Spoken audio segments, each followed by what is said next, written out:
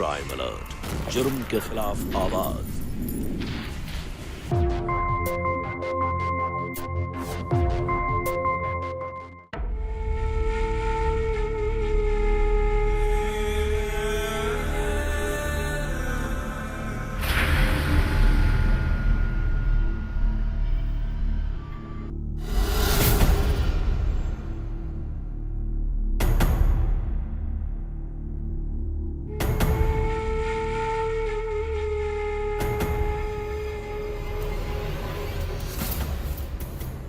Night mode वाला camera लेना चाहिए था।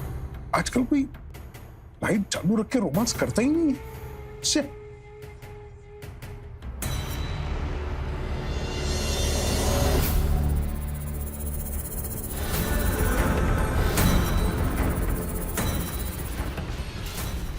क्या बात है, आज बहुत प्यार आ रहा है। तो क्यों, अपनी बीवी पे भी प्यार नहीं आएगा क्या? अरे बस करो। क्यों बस करूं? खुद ही हो रही है। अपनी बीवी से तो प्यार कर लूं। अच्छा रुको,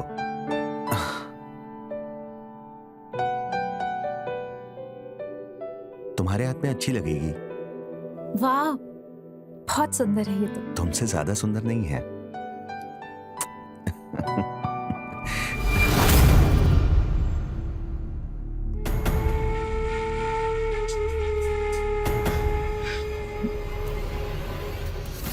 बस बस बस, अब लाइट मत बंद करना मेरे प्यारे बच्चे।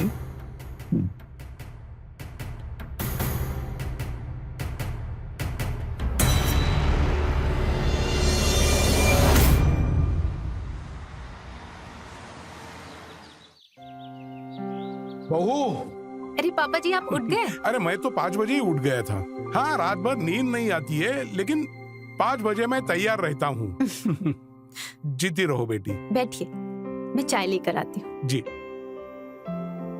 राकेश बेटा, आज का पेपर पढ़ा तूने? नहीं, अभी नहीं पढ़ा हूँ। अखबार पढ़ने की आदत डालो अब। इस देश में क्या हो रहा है, क्या चल रहा है, सब पता चलता है इसमें। जी बिल्कुल। ये लीजिए पापा जी आपकी चाय।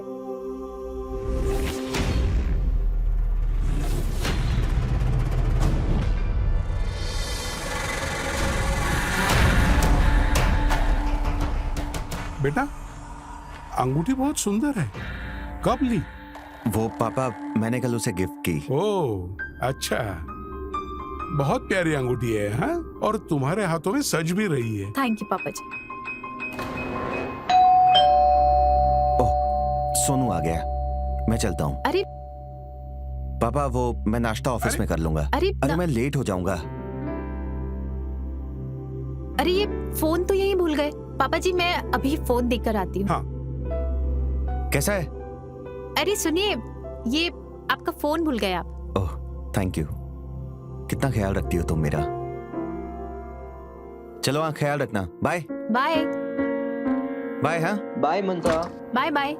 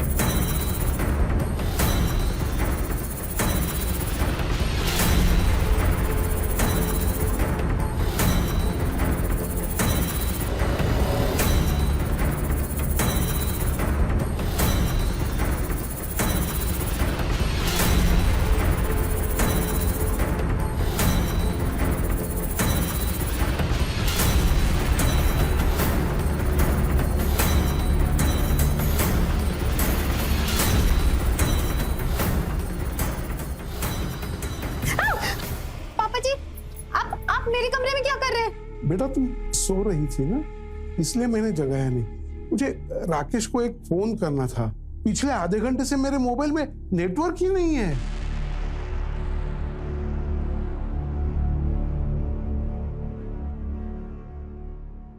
ये लीजिए।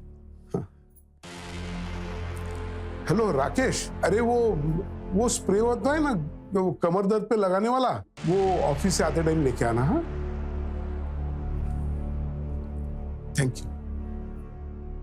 बस इतनी सी बात करनी थी। हाँ बस, तुम सो जाओ। हाँ, मैं चलता हूँ।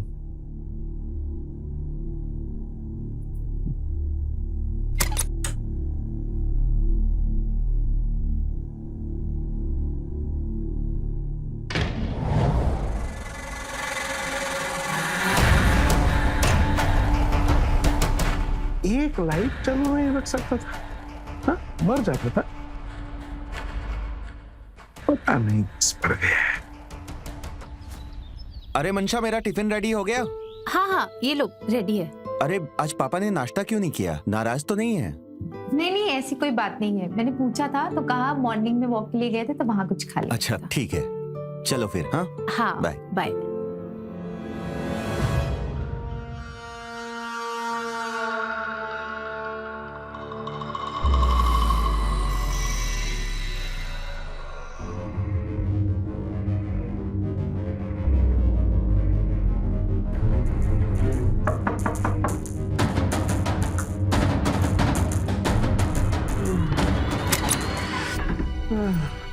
अरे पापा जी, पूरे 3 घंटे से आप बाहर नहीं आए। तबीयत तो ठीक है आपकी? नहीं, वो मेरी तबीयत ठीक नहीं है। बुखार तो नहीं है आपको? मैं अंदर से गर्म हूँ, बहुत कमजोरी महसूस कर रहा हूँ। मुझे उठाओ ना। हाँ।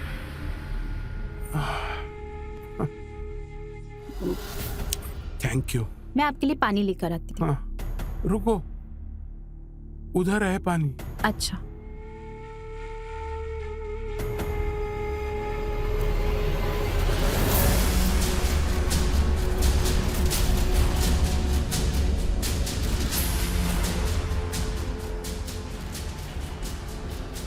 पापा जी, पापा जी क्या कर रहे हैं आप? छोड़ दीजिए मुझे। छोड़िए, हटिए। छोड़ दीजिए मुझे, हटिए प्लीज, हटिए।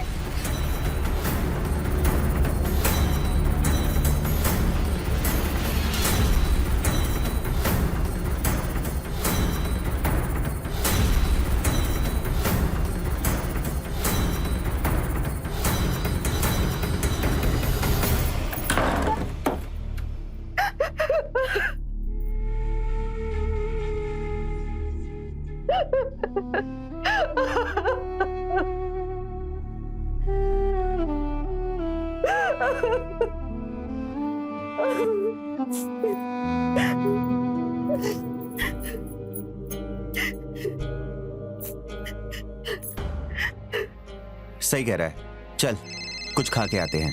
अरे एक सेकंड रुक जा, मंशा का कॉल है। हाँ हाँ मंशा। हेलो राकेश, प्लीज जल्दी आ जाओ, नहीं तो आज अनर्थ हो जाएगा राकेश। अरे मंशा, तुम क्या हुआ? क्या तुम रो क्यों रही हो? बताओ जल्दी। राकेश, मुझे तो बचाते हुए भी शर्म आ रही। पापा जी, पापा जी मेरी इज्जत लूट लेंगे। राकेश जल्दी आ जाओ प्लीज। अरे क्या बोल रही हो मंशा? तुम्हें कोई गलत फहमी हुई होगी। नहीं नहीं, मुझे कोई गलत फहमी नहीं हो रही है। तो जल्दी आ जाओ राकेश, नहीं तो जिंदगी भर तुम्हें पछताना पड़ेगा। प्लीज जल्दी आओ। नहीं, मैं आ रहा हूँ। क्या हुआ राकेश? कुछ टेंशन है क्या? नहीं, सब कुछ ठीक है, मैं बस घर होके आ रहा हूँ। सुनिए, नहीं, मैं विजय की बाइक ले जाऊंगा। तू बस ये फाइल देख। ठीक है। विजय, बाइक की चाबी देना यार, मैं आ रहा हूँ।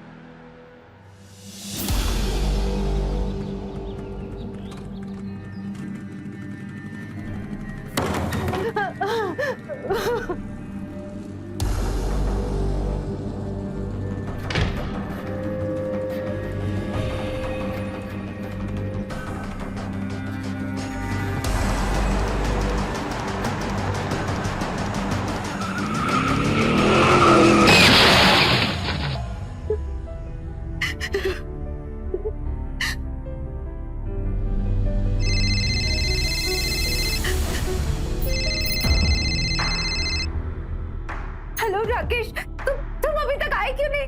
कहाँ रह गए? जी हम सिटी हॉस्पिटल से बोल रहे हैं। आपके परिवार के राकेश निगम का रोड एक्सीडेंट हो गया है। हालत बहुत सीरियस है, प्लीज जल्दी से आ जाइए आप लोग। राकेश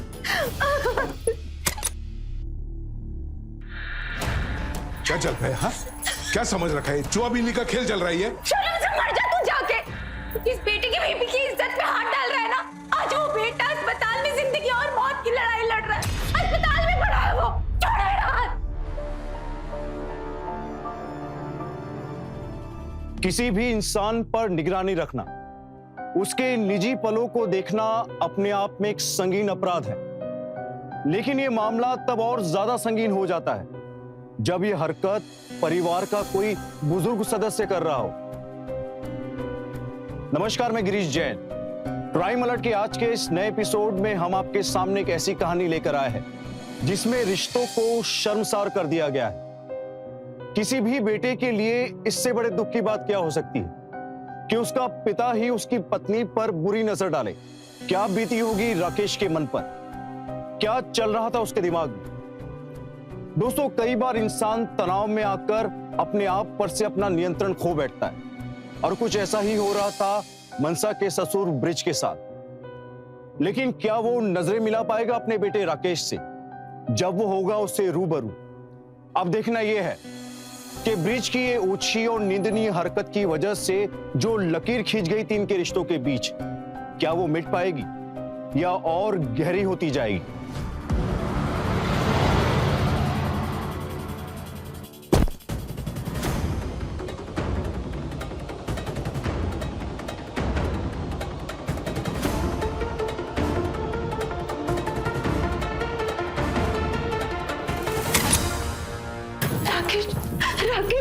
राकेश आंखें खोलिए। राकेश, ये क्या हो गया तुम्हें? देखिए मैडम, ये आईसीयू है। पेशेंट को इस तरीके से परेशान मत कीजिए।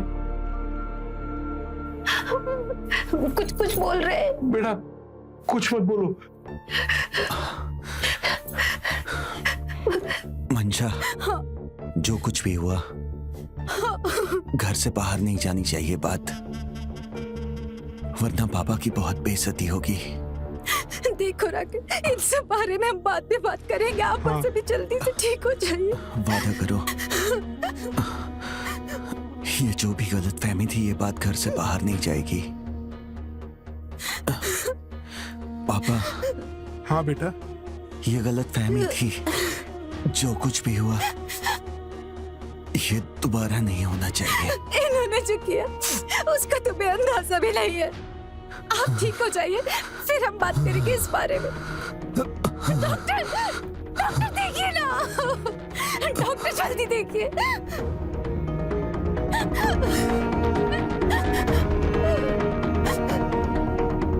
ये मेरे पति है और ये मुझे हमेशा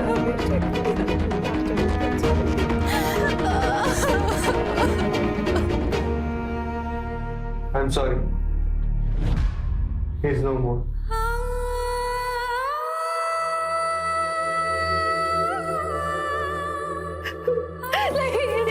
राकेश, तुम मुझे छोड़ के नहीं जा सकते। आंखें खोलो राकेश, आंखें खोलो, मुझसे बात करो। राकेश, मुझसे बात करो, मुझसे बात करो।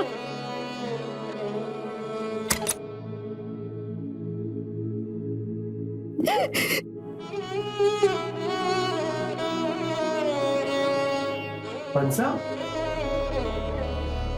तुम यहाँ? इन्हें मैं ही अस्पताल लेकर आया हूँ। ये तुम्हारे? ये मेरे पति है और ये मुझे हमेशा हमेशा के लिए अकेले छोड़कर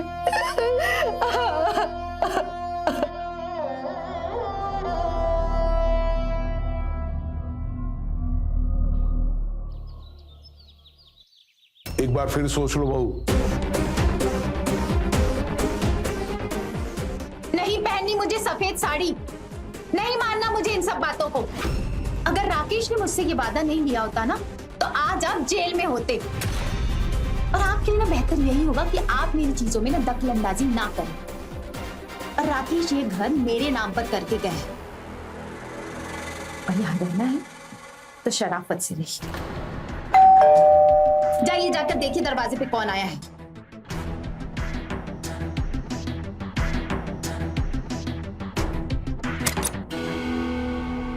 नमस्ते अंकल।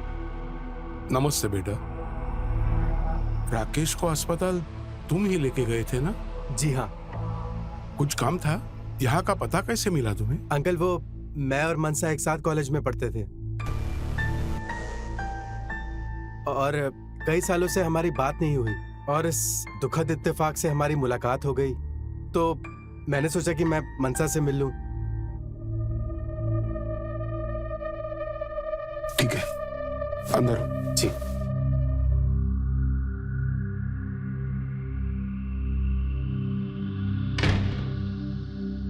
मनसा, तुम ठीक तो हो ना?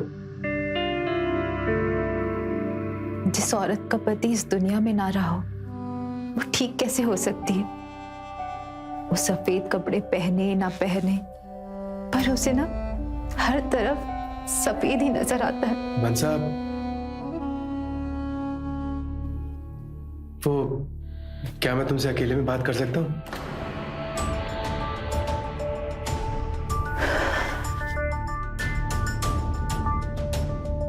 आओ।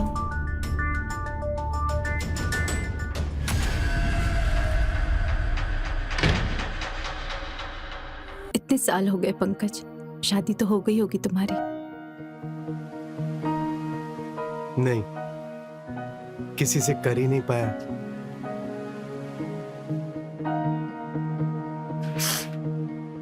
हम मिले भी तो कैसे मोड़ पर आकर ना। आई एम सॉरी मनसा, जिंदगी की जद्दोजहद में ऐसा फंस गया कि अपने सारे वादे भूल गया और इस बात का ना मुझे हमेशा अफसोस रहेगा। लेकिन मजबूरियां क्या थी वो मैं तुम्हें नहीं बताऊंगा। कोई बात नहीं पंकज, जिंदगी में एक ही बार प्यार होता है और वो मैंने तुमसे किया था और फिर तुम चले गए मुझे छोड़कर। और उसके बाद मेरी शादी राकेश के साथ हो गई। राकेश बहुत अच्छे थे, मुझे बहुत प्यार करते थे, वो भी मुझे छोड़ के चले गए। मनसा, तुम परेशान मत हो। कैसी किस्मत है ना मेरी, कभी भी कहीं भी कोई खुशी रास नहीं आती मुझे। क्यों मेरी जिंदगी में सिर्फ रोना और तड़पना ही लिखा है। मनसा, सब ठीक हो जाएगा। सब ठीक हो जाएगा मनसा। कब है? कब है? कंपनी ने बहुत बड़ा एहसान किया है हम सब पर, सबका एक्सीडेंटल इंश्योरेंस कराकर। राकेश की वाइफ को ये 50 लाख रुपए मिल जाएंगे तो उसकी जिंदगी आराम से कट जाएगी।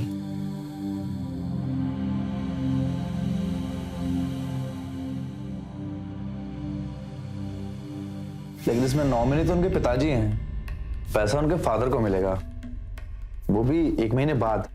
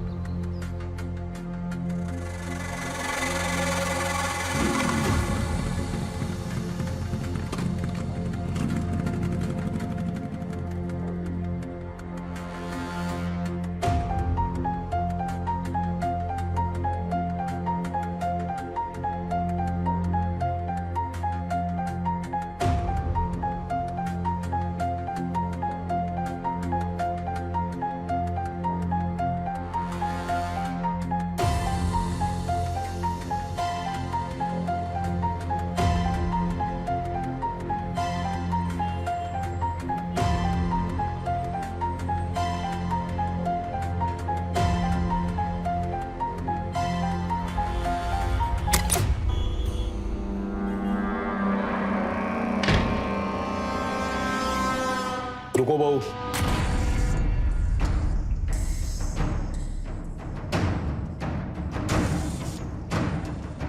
मुझे तुमसे बात करनी है। मुझसे क्या बात करनी है आपका?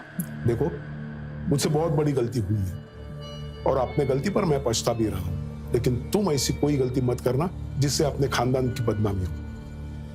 तुम इस घर की बहू हो। वो लड़का पंकज सिर्फ दोस्त है मेरा, उससे ज्यादा कुछ नहीं। और आगे से मुझ पर पाबंदी लगाने की कोशिश मत करना।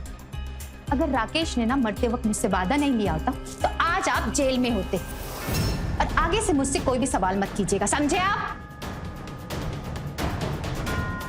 बहू, यहाँ क्या कर रहे हैं आप?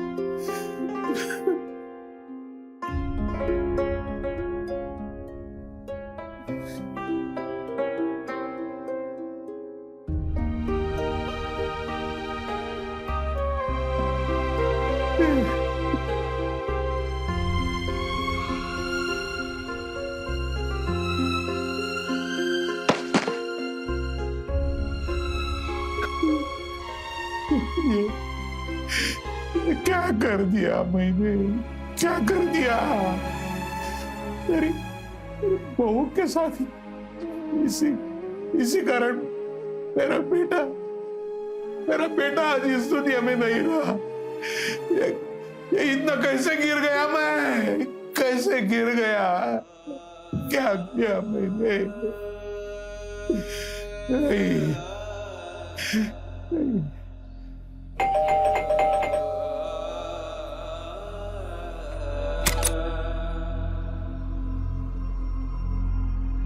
नमस्ते अंकल। नमस्ते बेटा, आओ।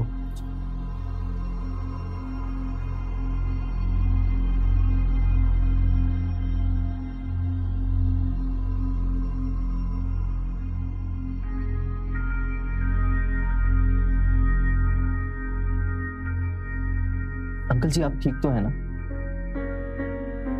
हाँ बेटा, बताओ कैसे आना होगा? अंकल कंपनी ने राकेश को 50 लाख का इंश्योरेंस दिया है और राकेश ने आपको नॉमिनी बनाया था, तो ये 50 लाख रुपए आपको मिलेंगे। जी, लेकिन उसके लिए मुझे क्या करना होगा? अंकल आपको कुछ नहीं करना है, बस साइन करना है। ये 50 लाख रुपए आपके अकाउंट में आ जाएंगे।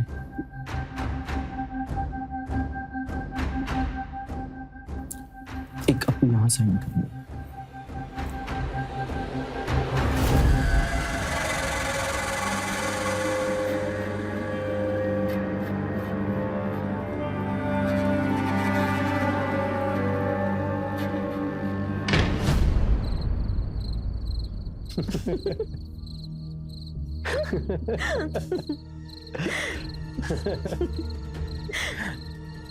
जिंदगी अकेले काटना अच्छी बात नहीं है।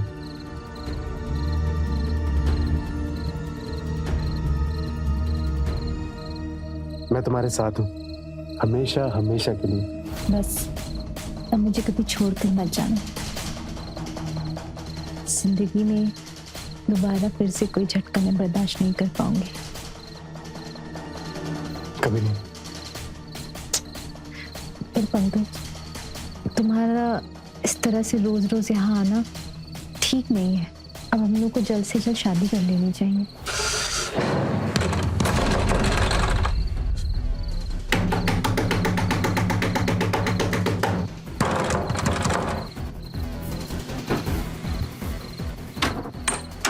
क्या प्रॉब्लम है आपकी? पापा जी क्या कर रहे हैं आप? पागल हो गए हैं क्या? अब मैं नहीं, तुम हो गई हो। मेरी एक गलती की वजह से मेरी जिंदगी नासूर बना दी है तूने। और तुम्हें कोई और लड़की नहीं मिली? ये मेरी बहू है, मेरे घर की इज्जत है ये। पापा जी छोड़िए उसे, छोड़िए।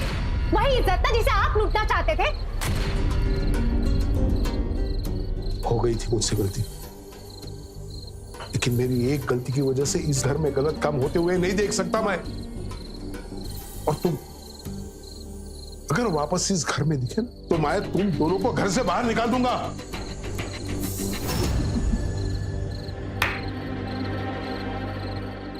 तुम दोनों को घर से बाहर निकाल दूंगी। मेरे ही घर से मुझे बाहर निकाल देंगे। ये घर मेरे नाम, और मैं जब चाहूं ना तो तुझे इस घर से बाहर निकाल कर फेंक सकती हूँ। और हाँ, मैं चाहूं तो तुझे जेल में चक्के पे पिसवा सकती हूँ, समझे? देखिए प्लीज प्लीज आप दोनों शांत हो जाइए। अंकल हम दोनों शादी करना चाहते हैं और इसमें कुछ गलत नहीं है। गलत है, सब कुछ गलत है। मैं चलता हूँ अभी। हम आराम से इस बारे में बात करेंगे।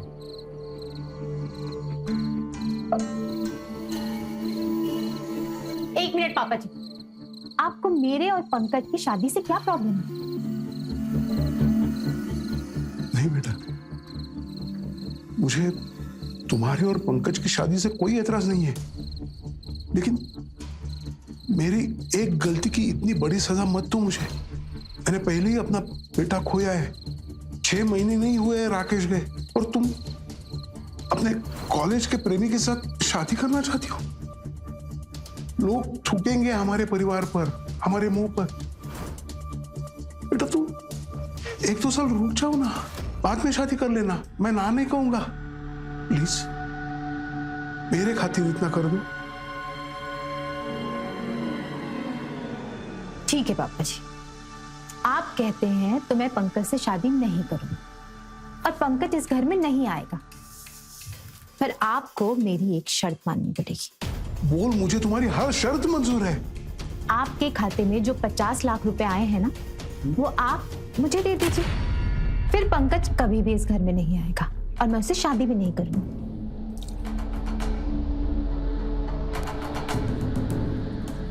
ठीक है, मंजूर है।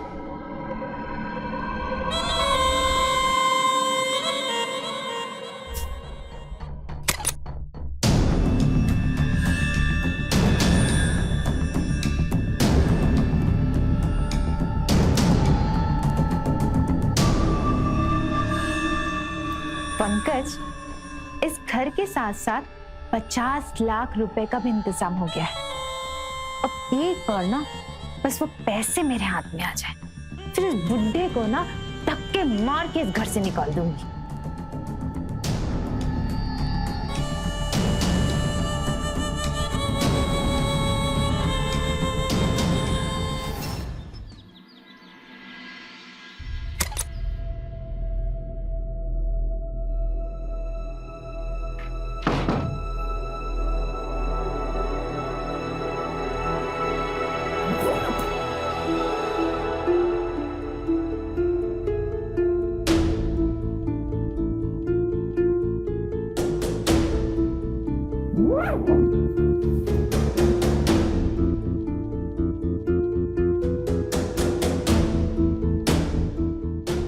हेलो,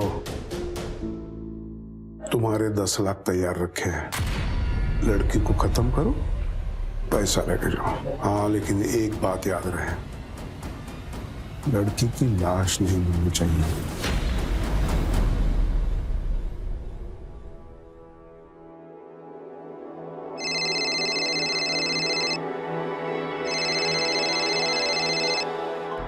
पंकज, कहाँ हो तुम? कब से मैं इंतजार कर रही हूँ। हाँ बस पहुंच ही रहा हूँ मैं। ठीक है, जल्दी आओ ना। हाँ।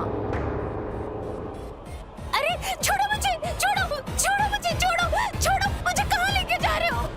छोड़ो, छोड़ो। चल।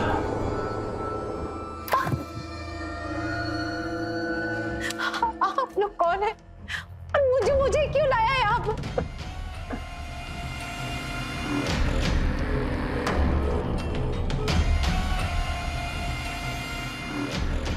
मुझे जाने दीजिए, मुझे छोड़ दीजिए, प्लीज मुझे छोड़ दो।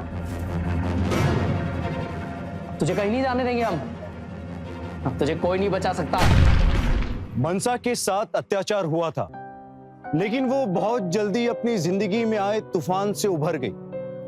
शायद उसके कॉलेज के प्रेमी पंकज का उसकी जिंदगी में आना उसके लिए फायदेमंद साबित हुआ और वो अपनी जिंदगी में फिर से प्यार तलाशने लगी। लेकिन उसके लालच ने उसके ऊपर भी सवाल खड़े कर दिए।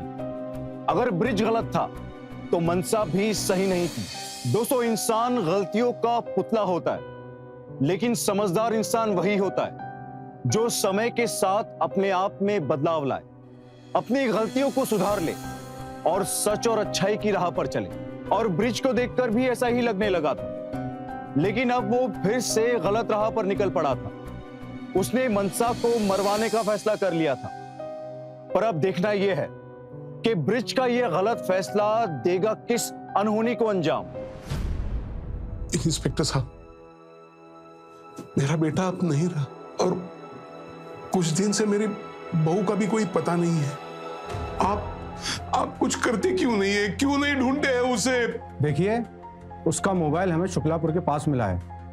आखिरी बार वो वहीं थी। हम लोग तलाश में लगे हुए हैं। जल्द से जल्द कोई ना कोई सुराग मिल ही जाएगा। अब उसे ढूंढ निकालिए। मुझे मेरी बहू चाहिए, वो भी जिंदा, बस।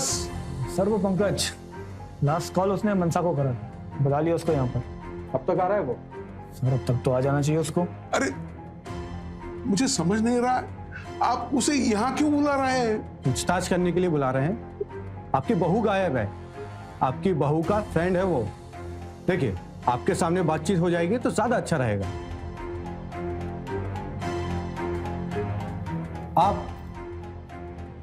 आपके कैसे संबंध है इस परिवार से? सर, मैं राकेश के साथ काम करता था, दोस्त था मेरा, इसलिए घर पर आना जाना लगा रहता है।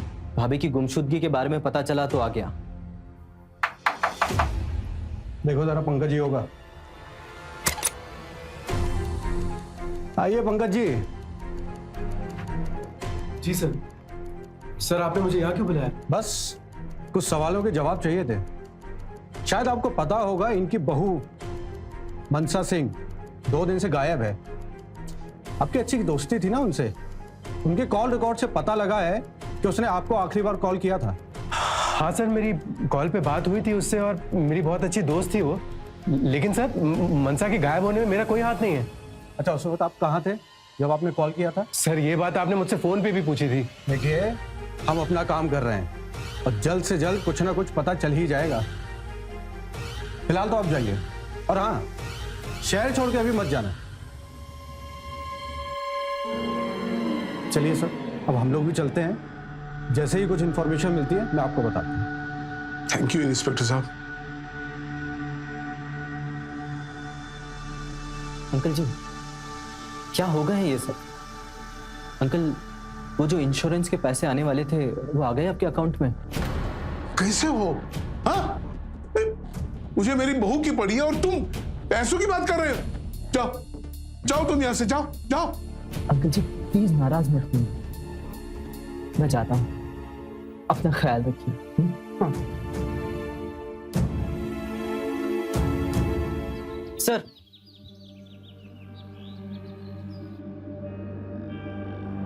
सर, आपसे एक बात बोलनी थी। हाँ बताओ। राकेश के मरने के बाद उसके पिताजी को बीमा के 50 लाख रुपए मिलने वाले थे। सर, अब ये पता नहीं है कि भाभी के गायब होने में इसका कोई लेना देना है या नहीं। और कुछ जानते हो क्या तुम? नहीं सर, लगा तो सोचा आपको बोल दूं। ठीक है, तुम जाओ। Thank you. चौबे जी, कई बार बाहर वालों के अलावा घर पर भी नजर रखनी चाहिए। रखो जरा नजर। ठीक है साहब।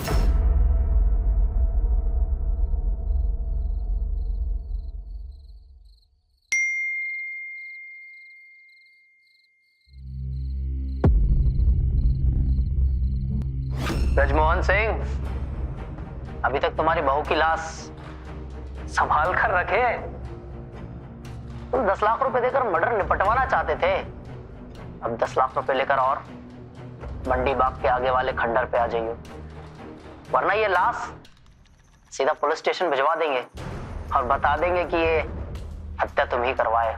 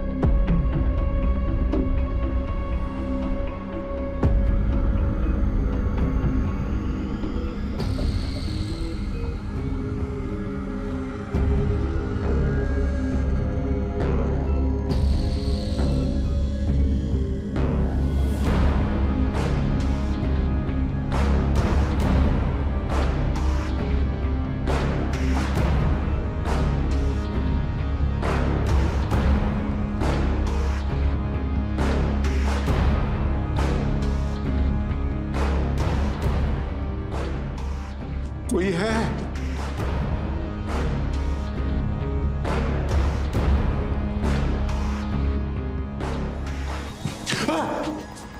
आओ ब्रजमोहन। मनसा की डेड बॉडी कहाँ है?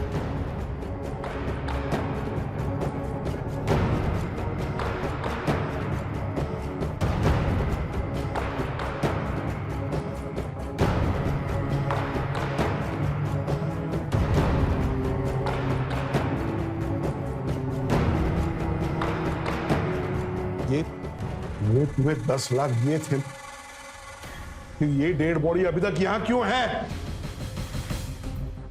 वो क्या है ना कि हमको पता होता है कि कौन सा सौदा अच्छा है और कौन सा बुरा। मतलब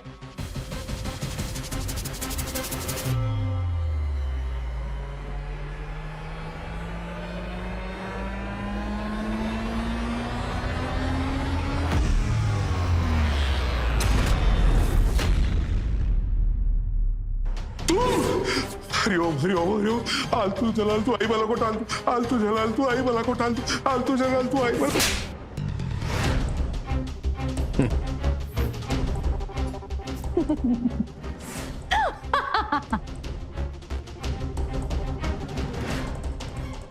वो क्या है ना, इतनी आसानी से मरने वाली नहीं हूं मैं। जो सौदा करना जानते हैं वो मौत से जिंदगी को भी खरीद लेते हैं। तुमसे बहुत बड़ी गलती हो गई। जिसकी तुम मुझे सुपारी दे रहे थे वो मेरे दोस्त की गर्लफ्रेंड थी। अब सब बता दिया है तो बता ही दो अपने स्वर्गवासी होने वाले ससुर जी को भी। उस दिन पुलिस को मैंने इसलिए कुछ नहीं बताया क्योंकि मनसा जिंदा थी और हमने तुमसे पैसे लेकर तुम्हारा ही गेम बजाने का प्लान बनाया था। जिस दिन बिट्टू ने मनसा को उठाया था। अरे छोड़ दो मुझे, कहाँ लेके जा रहे हो मुझे? आप लोग कौन है? मुझे छोड़ दीजिए प्लीज, मुझे छोड़ दो। तुझे कहीं नहीं जाने देंगे हम। तुझे कोई नहीं बचा सकता। क्या कर रहा हो ये? तो जाओगे शोएब भाई? तुम? इसे तो मैं जानता हूं। पंकज के मोबाइल में मैंने इसकी फोटो देखी थी। माफ करना, बिट्टू ने तुम्हारी सुपारी ली थी तुम्हारे ससुर से। अगर मुझे पता होता कि मेरे दोस्त की होने वाली बीवी की कोई मुझे सुपारी दे रहा है तो मैं उसको वहीं ठोक देता। तो ठोक दो ना, उसकी सुपारी मैं तुम्हें देती हूँ। पंकज को फोन करके अभी यहाँ पे बुलाओ। आगे का प्लान मैं बनाती हूँ। और फिर हमने वो वीडियो बनाई और ससुर जी आप हमारे जाल में फंस गए।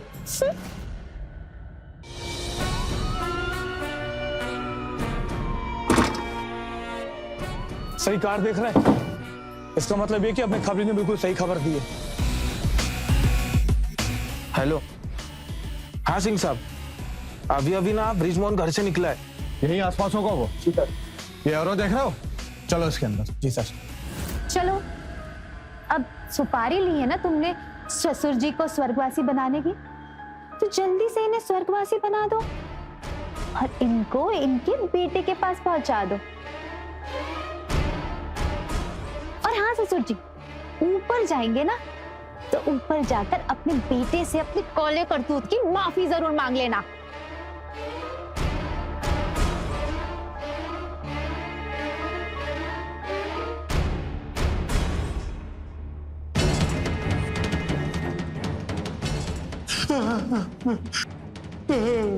नहीं नहीं बेटा, मुझे माफ कर दो, मेरी जान बख्श दो। मैं ये शहर छोड़ के चला जाऊंगा, मुझे कुछ नहीं चाहिए, सब तुम ले लो। सॉरी ससुर जी, कोई माफी नहीं मिलेगी।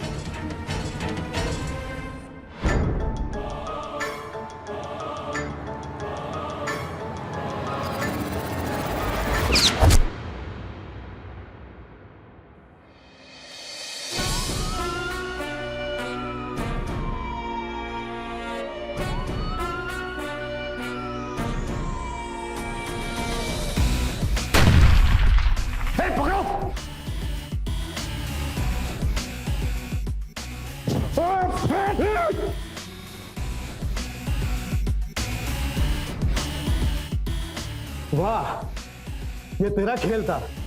हम तेरी फिक्र कर रहे थे, तलाश कर रहे थे, और सारा खेल तेरा ही था। हाँ इंस्पेक्टर साहब, ये खेल मेरा था। ये मुझे मरवाना चाहता था, इसने मेरे नाम की सुपारी दी, पर किस्मत की सुई उल्टी घूमी और मैंने इसके नाम की सुपारी देकर इसे ही मरवा डाला। अब सड़ोगे तुम लोग जेल में, अब पता चलेगा सुपारी सुपारी खेलने का अंजाम। इंस्पेक्टर साहब, मैं 10-15 लाख आपको दे सकती हूँ, ये मामला यही रफा दफा कर सकते हैं। अब एक धारा और लगाऊंगा, पुलिस वाले को रिश्वत देने की धारा। हर कोई बिकाऊ नहीं होता है। चौबे जी साहब, बुलाओ एम्बुलेंस, बॉडी को पोस्टमार्टम के लिए भेजना है और ले चलो उन्हें थाने। चल चल। कई बार जिंदगी में कौन सही है और कौन गलत, इसे पहचानना और समझना बहुत ही मुश्किल है। लेकिन यहां दोनों ही गलत थे, मनसा भी और उसका ससुर ब्रिज भी। बस एक दूसरे को सुपारी देने के खेल में मनसा जीत गई और ब्रिज की जान चली गई। लेकिन कानून के सामने मनसा हार गई और मनसा के साथ साथ पंकज, राहुल राज और उसके साथी को जेल की सजा हुई। इंसान को कई बार लगता है कि वो जीत रहा है, लेकिन खासकर अपराध की दुनिया में जब जब वो जीत रहा होता है, तब उसी जीत के साथ साथ वो हार भी रहा होता है। कई बार उसका नैतिक पतन होता है तो कभी सामाजिक पतन, और उसकी वो हार उसको खींच के कानून के फंदे तक ले ही जाती है। इसी के साथ मैं गिरीश जैन क्राइम अलर्ट के इस एपिसोड में आपसे विदा लेता हूं। फिर मिलूंगा ऐसे ही किसी अपराध से अलर्ट कराती एक नई कहानी के साथ। तब तक be alert, be safe. Crime alert, जुर्म के खिलाफ आवाज।